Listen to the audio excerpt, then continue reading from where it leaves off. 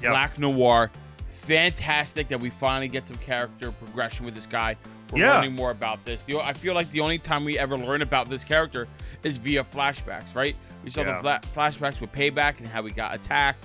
But then thanks to his friendly Looney Tunes characters, we learned that whole thing wasn't true, that Countess was telling us. And we find out that really that he got destroyed because of Soldier Boy. By the way, I love the cartoon characters in this episode. Yeah, it made me so uneasy, Rob. And that's why I loved it, because it's supposed to make you feel like that, right? Yeah. He's hiding in this abandoned Chuck E. Cheese.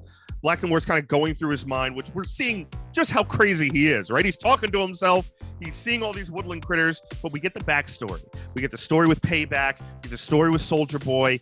We see that Black Acted out Noir, beautifully, by the way. They did a hell of a job of a by performance. these cartoon like woodland critters, like a South Park special, which is just terrifying. And we see the big focal point of he wanted to be Eddie Murphy in Beverly Hills Cop in the 80s. And didn't get the part because it seems like Soldier Boy came in and ruined it for him, basically, right? Didn't want anyone stepping on his turf. Soldier Boy was in all these shit movies that we learned from Legend in the beginning. Yes. And he's in all these propaganda films. And he didn't want anyone kind of encroaching on his turf.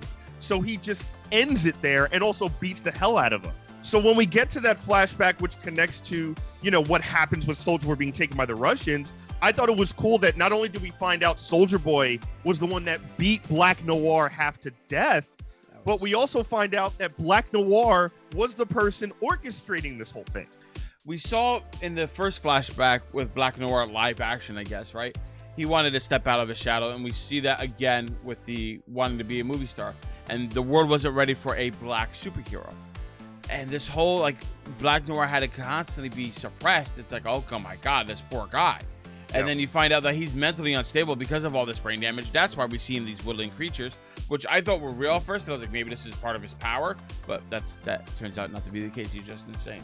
Yeah, it's great. I love that now Black Noir is scared and he's waiting for this to come back to bite him in the butt.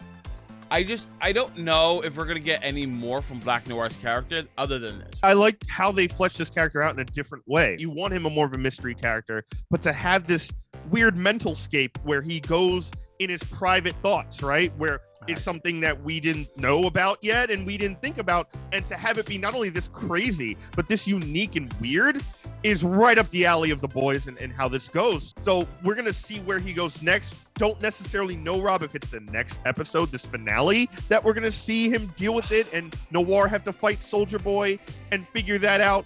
But it's going to happen.